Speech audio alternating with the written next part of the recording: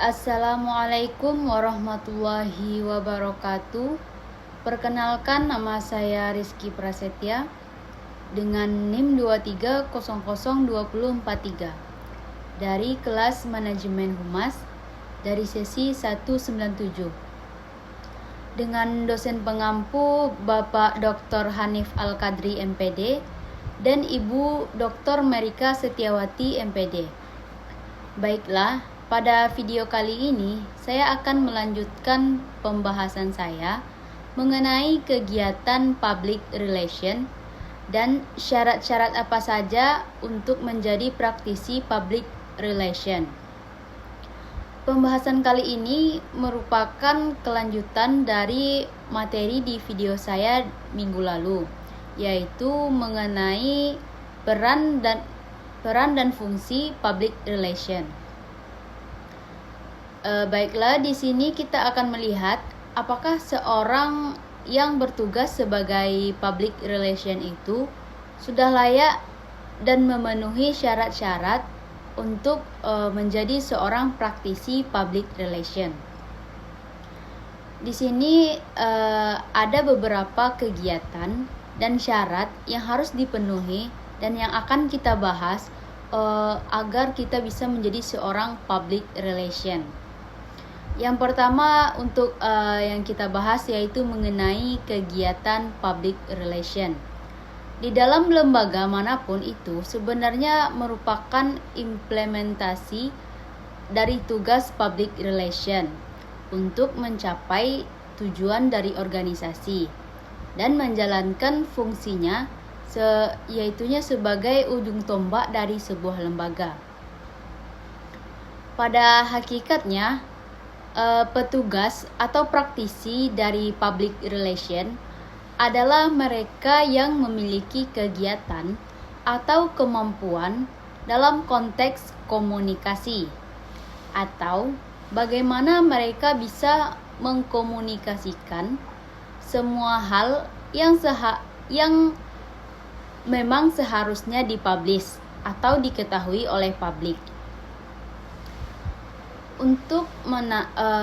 Gunanya untuk menarik perhatian publik dan juga untuk membangun kepercayaan terhadap publik atau untuk menarik simpati dari publik. Nah, pertama kita lihat pada dasarnya atau pada prinsipnya, tugas utama atau kegiatan utama seorang praktisi public relation adalah berkomunikasi. Kegiatan mereka tentu tidak lepas dari komunikasi dan kegiatan komunikasi. Ini dapat dibagi menjadi dua, yaitu ada yang disebut dengan komunikasi verbal dan komunikasi nonverbal.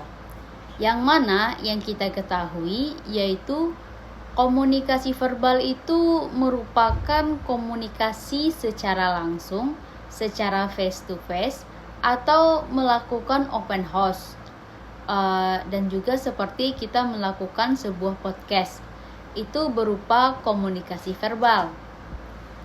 Selain itu, mereka juga harus mampu berkomunikasi secara nonverbal, baik itu melalui media massa, berita, atau melalui brosur-brosur yang berisi tentang informasi-informasi dari lembaga tersebut.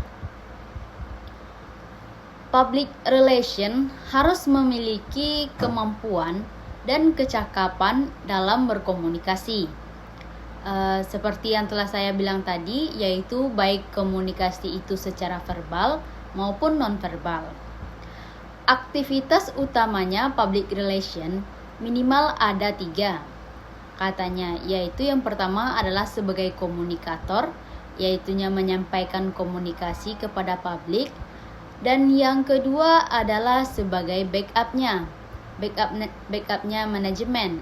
Artinya public relation atau seorang public relation itu mempromosikan produk atau jasa lembaga atau sebuah organisasi ini secara keseluruhan, dan yang paling utama sebenarnya yaitu adalah sebagai pihak yang bertanggung jawab dalam menciptakan image positif sebuah lembaga atau sebuah perusahaan.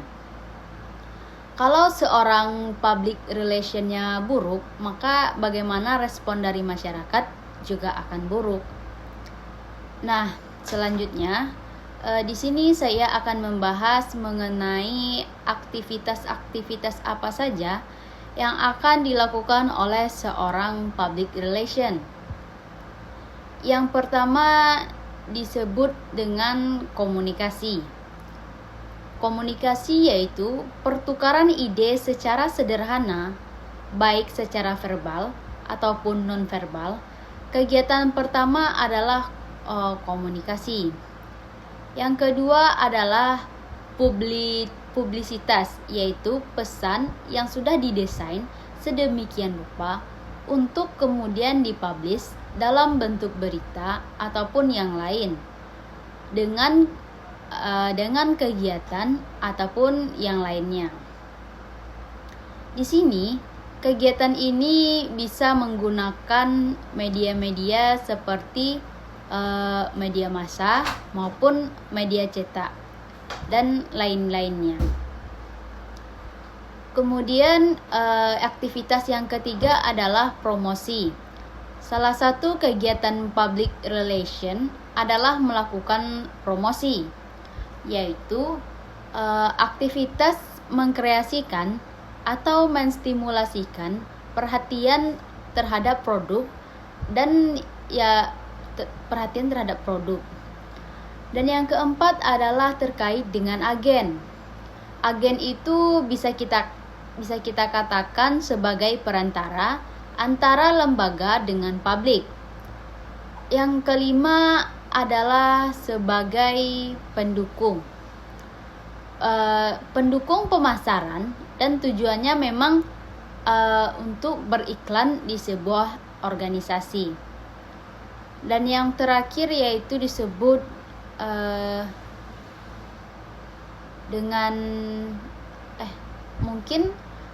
yang terakhir adalah sebagai pendukung tadi, yaitunya baik secara langsung maupun tidak langsung kepada publik. Di sini saya juga akan menambahkan sedikit mengenai aktivitas-aktivitas apa saja yang sekiranya mendukung seorang public relation untuk bisa menjadi agar mereka bisa tetap memprioritaskan sebuah lembaga atau organisasinya agar image-nya tidak turun. Yang pertama itu yang kita lakukan sebagai seorang praktisi public relation, kita harus mampu mengkomunikasikan dan mengevaluasi. Tentunya sebuah evaluasi itu sangat penting.